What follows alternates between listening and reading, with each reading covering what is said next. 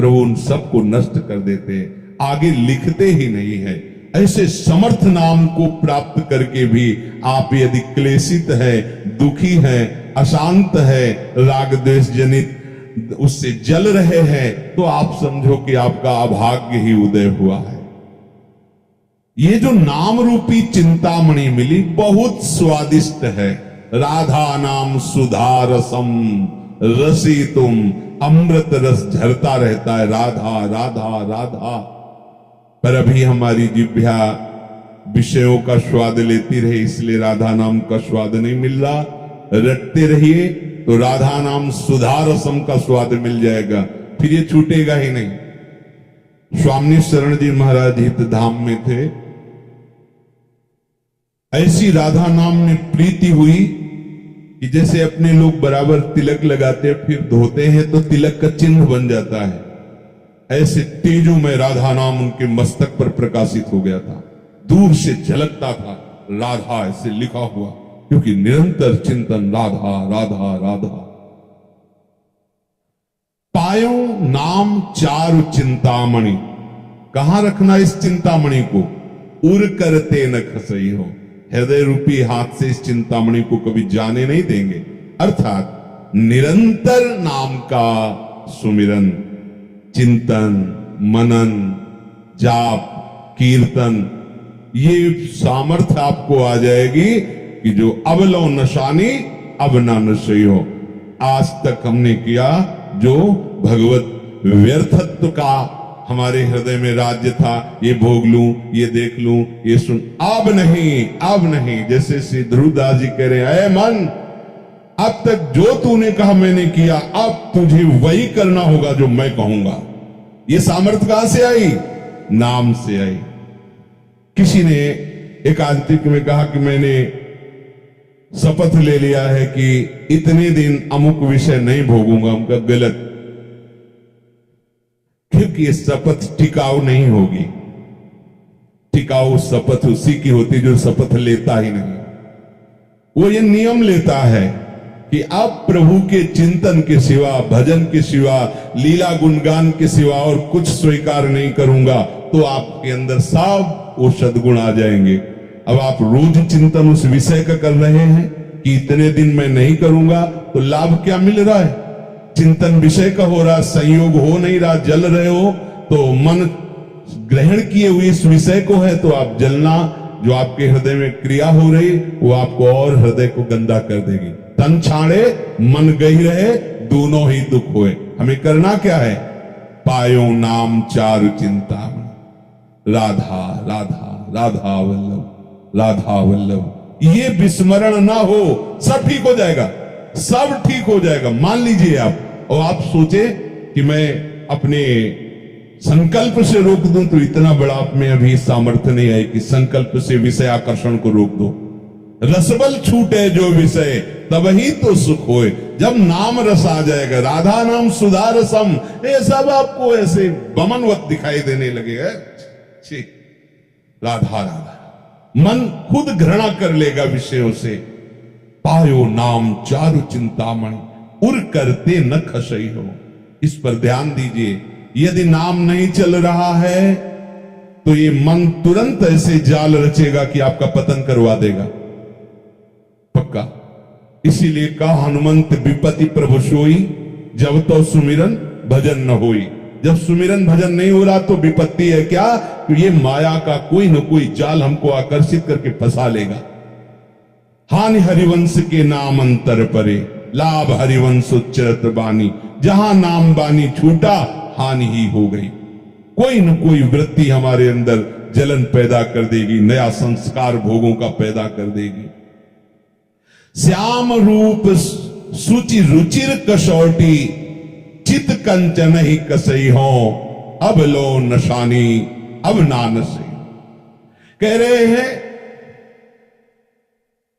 ये जब भगवान नाम का निरंतर जब चलने लगता है तो प्रभु का रूप प्रकाशित हो जाता है। प्रभु का रूप कोई ध्यान कर सके ऐसी मन बुद्धि में सामर्थ्य नहीं है।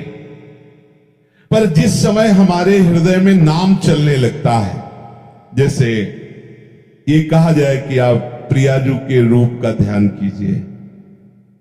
तो रूप का ध्यान तब होना जब वो प्रकाशित हो।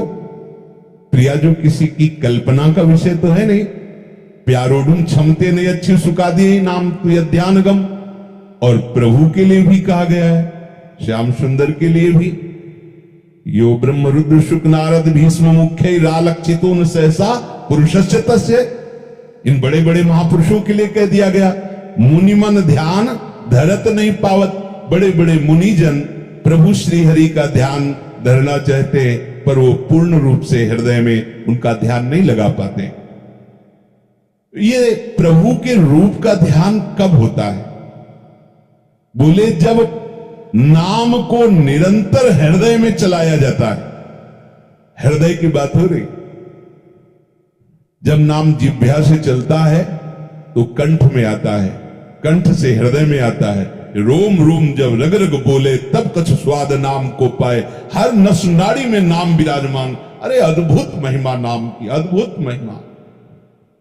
नाम जो रूप है सच्चिदानंद में, वो आपकी कल्पना नहीं है, वो साक्षात झलकने लगता है, झलकने ये केवल नाम की सामर्थ्य से। इसलिए बड़े बड़े महापुरुषों को देखा है, पहले नाम, पहले नाम, नाम के बाद रूप, नाम के बाद रूप का प्रकाश होता है।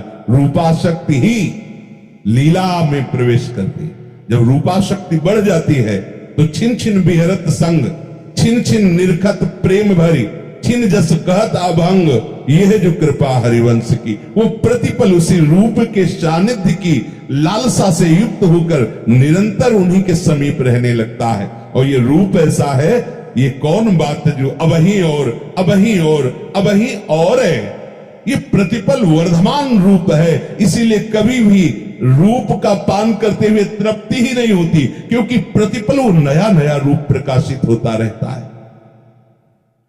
तो प्रभु के श्याम सुंदर रूप की कसौटी बनाकर चित्त रूपी सोने को कसूंगा, अर्थात हमारे चित्त में सदैव वो रूप समा जाए। देखो, सारी साधना का उद्देश्य एक ही है, चित्त की एक एक वृत्ति भगवदाकार हो जाए। जब योगी लोग योग साधना में तत्पर होते तो चित्त वृत्ति का निरोध करके समाधि में स्थित होते। भक्तजन प्रभु के नाम गुणगान के बल पर अपने चित्त की एक एक वृत्ति का भगवदाकार स्वरूप प्रकाशित कर देते। मुरारी पादार्पित चित्त वृत्ति, एक एक वृत्ति भगवदाकार। समझिए हमारी उपासना का स्वरूप क्या है। हम तभी मानेंगे कि खरा सोना है जब कसौटी पर कस लिया जाता है, तो हमारे चित्त का परिवर्तन हो गया है। इसकी कसौटी क्या है? हमारे आराध्य देव का रूप हमारे चित्त में समा जाए। श्याम रूप सुचि रुचिर कसौटी, चित कंचन ही कसई हो, अब लो नशानी अब ना नशे। ये प्रिया प्रीतम का ऐसा रूप है कि जो इस रूप के रसिक हो गए, उनको ज्ञान वैराग्य धारण नहीं करना होता। पिय मूर्ति नैनन बसे, तेहि रस रहे समाय। ये लक्षण सुनि प्रेम के और न कछु सुहाय, और न कछु सुहाय। फिरे अपने मदमातो, कुटुंब देह ते जाए, छूट सवही विधि नातो। ऐसा बावरापन चढ़ता है। उस बावरेपन का जो वैराग्य होता है वही प्रशंसनीय होता है। जैसे हम कोई वस्तु का त्याग करते हैं तो त्याग का राग रहता है अंदर, तो अहम रहता है। तुम क्या समझते हो, मैं आज एक एक रोटी मांग कर उधर पोषण करता हूं, पर कल जमींदार था। त्याग का राग अंदर बैठा हुआ है। ये सुना है। पास में एक संत रहते थे, वो धनी घर से थे, तो किसी संत से उनका कुछ ऐसा मनमुटाव हो गया, तो कहा तू क्या समझता है, तेरे जैसे नौकर थे मेरे घर में, तेरे जैसे नौकर थे मेरे घर में, ये तो भगवत प्राप्ति के लिए बाबा जी होना, तुम ऐसा वैसा समझते हो। क्या हो गया? बाहरी विषयों का त्याग होने पर भी अंतर में जो विषय का त्याग का राग है, अहम है, वो भगवत प्रेम नहीं होने देगा। खास बात है अंतर से विषय राग का त्याग, चाहे वो ज्ञान मार्ग हो चाहे वो प्रेम मार्ग हो। अगर हमारा किसी भी वस्तु व्यक्ति स्थान का राग अंदर है तो आप ना ज्ञानी हैं, ना आप वैरागी हैं, ना आप प्रेमी हैं। जब विवेक जागृत हो गया तो वो राग का नाश करता है ज्ञान मार्ग में, और भक्ति मार्ग में जब रूपा शक्ति हो गई तो बावरापन आ गया तो अपने आप सब छूट जाता है।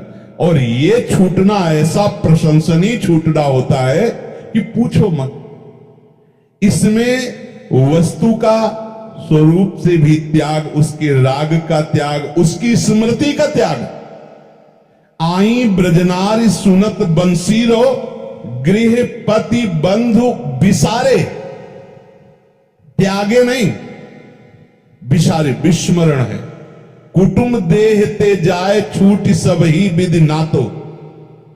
अगर ये बातें आपके हृदय में नहीं है तो धीरे धीरे भक्ति का पाखंड रूप हो जाता है, भक्ति रोग ग्रसित हो जाती है, पाखंड होने लगता है, अपने मान सम्मान की रक्षा के लिए नाटक होने लगता है, शुद्ध भक्ति से हम रहित हो जाते हैं। अपने प्यारे के रूप रस का पान करने की जिसके हृदय में व्याकुलता पैदा हुई है वो सावधान हो जाए, नाम न छूटने पावे, नहीं रूप आप संभाल नहीं पाओगे। नाम ही ऐसी सामर्थ्य है जो रूप को आकर्षित करके हृदय में बंदी बना देता है। आराध्य देव का रूप कभी जाता ही नहीं है, हर समय बना रहता है। भाई जी महाराज बहुत विचारवान महापुरुष, उन्होंने कहा प्रभु यदि सामने हो तो भी नाम मत छोड़ना।